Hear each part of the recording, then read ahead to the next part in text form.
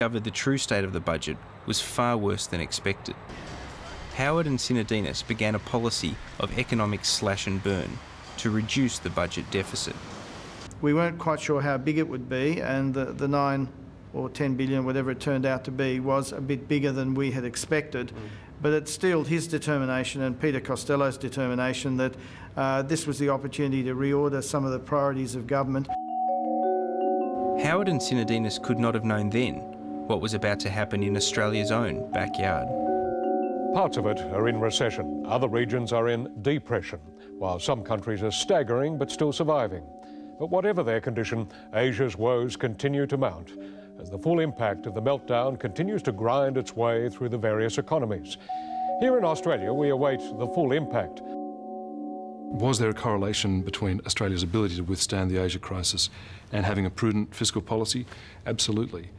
It was crucial that Australia retain investor confidence and international confidence in that period, and it did. Part of that international confidence was instilled by Howard's decision to give the Reserve Bank its independence to set interest rates. It was an important signal to the markets and to the world economy that monetary policy here was going to be independent and transparent. People would have a bit more confidence in the country as a result of the fact that monetary policy looks like it's going to be set according to open, transparent principles. Winners are grinners, so are treasurers presiding over this sort of economic growth. 1.1% in the March quarter, 4.8% for the year, while just about every other economy in our region was contracting. The opposition says Mr Prosser has clearly breached the ministerial code of conduct. Despite their early economic successes, Howard's government was marred by ministerial scandals and forced resignations. What you have just written out is a political suicide note. They fell behind Labor in the polls. Howard got things back on track by breaking his most famous promise. There's no way that GST will ever be part of our policy. Never, ever. Never, ever. It's dead. It was killed by the voters in the last election. We do need a new tax system for a new millennium.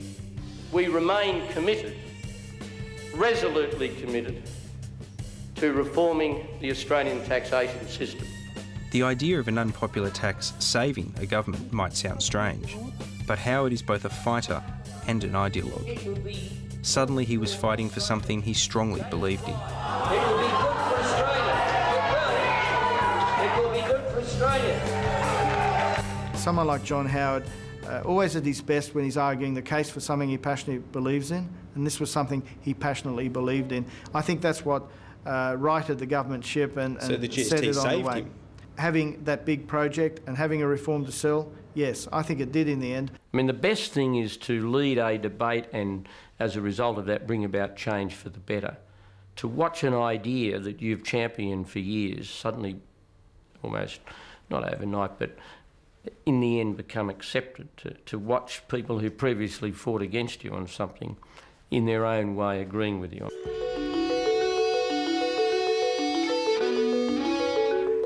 Howard won the closely fought 1998 election and went about implementing his GST. But more than economics was dominating the first half of his prime ministership. Pauline Hanson has strong views, and she didn't water them down when she appeared on national television at lunchtime. I'd like immigration stopped completely. Bring more people. We are in danger of being swamped by Asians. Everything she says is how I feel anyway. Despite the Prime Minister's plea for protesters to ignore Pauline Hanson, hundreds were out in force again last night.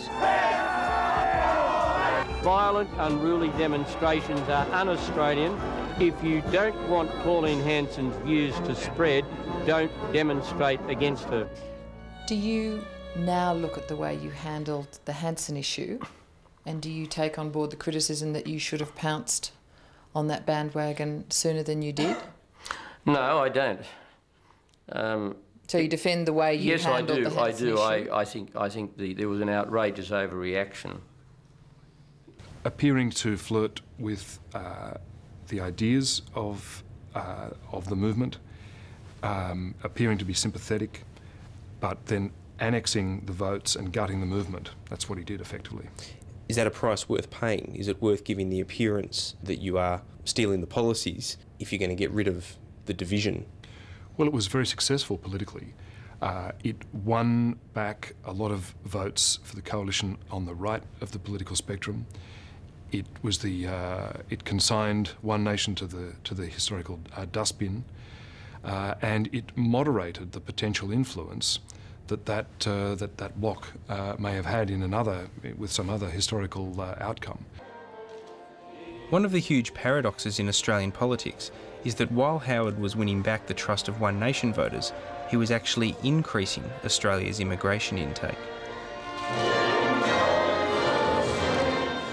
But Howard's welcoming immigration policy didn't extend to boat people. Fully armed, 30 men were sent in a high-powered assault boat under orders to board and secure the MS Tampa.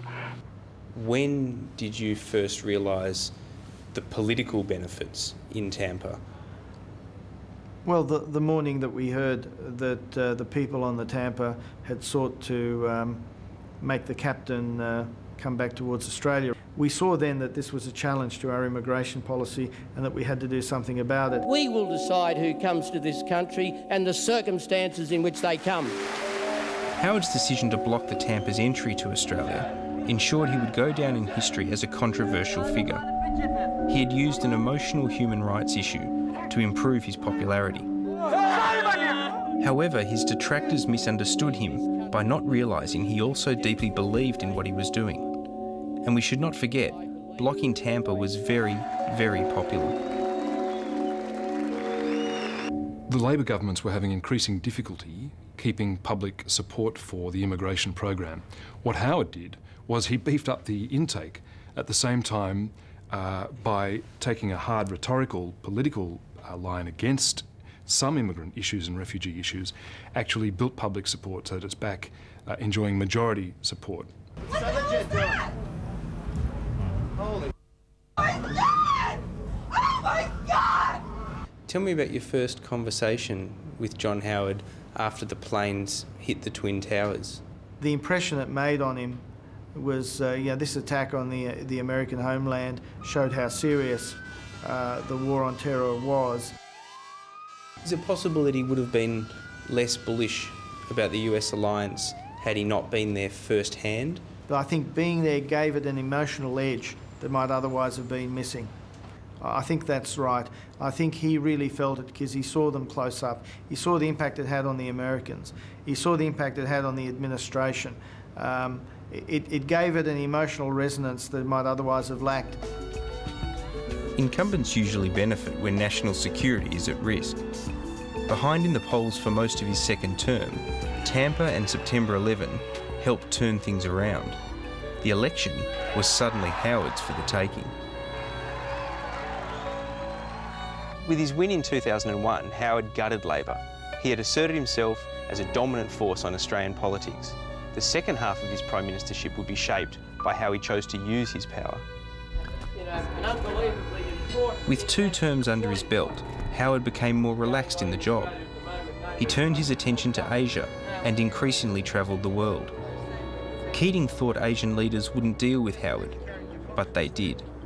Paul Keating misunderstood Asian leaders. Asian leaders will deal with whom they have to deal with. They don't necessarily see themselves as having a view on the domestic politics of another country. Hello. The way he was able to establish a rapport with leaders in the region early on was important. He became very close to Jiang Zemin. He liked Jiang because Jiang was a character. He used to talk about Western movies and break into Western songs. They were good mates. Howard's third term was dominated by international events. He backed the US in Afghanistan and more controversially in Iraq. But the complexity and delicacy of international affairs took Howard away from engaging in further domestic reforms. What happened was that a large part of the period from sort of really the end of 2001 through to 2003 and 4 was taken up with international security issues. But a government can reform at the same time as it deals with national security, can't it? Sure it can, but in terms of a Prime Minister's time, he had to spend a lot of time on that. And we picked up the cudgels on reform again. How are you, Mark? Good, how are you? I'm very well. Mark Latham shook Howard up before imploding during the 2004 campaign.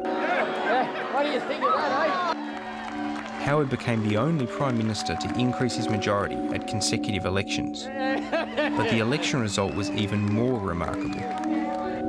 Were you surprised when the government won control of the Senate at the 2004 election? I was. We didn't quite expect that would happen, but it was a welcome development. Welcome development may be, but it also unleashed the more ideological side of the Liberal Party. With work choices drafted, passage through the Senate became a formality. Government members of a Senate committee that held rushed hearings last week today produced this report, predictably recommending that the legislation be passed. Howard tried to balance ideology and pragmatism. I am certainly happy to fine-tune. However, what was left was a Frankenstein-like mix that left neither workers nor employers satisfied. The only way to get rid of these extreme laws is to throw Howard out. Only way. This year, Howard was looking his age and struggled with emerging issues like climate change. Labor had rejuvenated and the Liberal Party looked headed for an electoral rout. Howard had neglected issues before. Aboriginal poverty was only seriously addressed late in his fourth term. But Labor was holding Howard to account like never before. If you had still been Chief of Staff over the last 12 months, would you have done differently?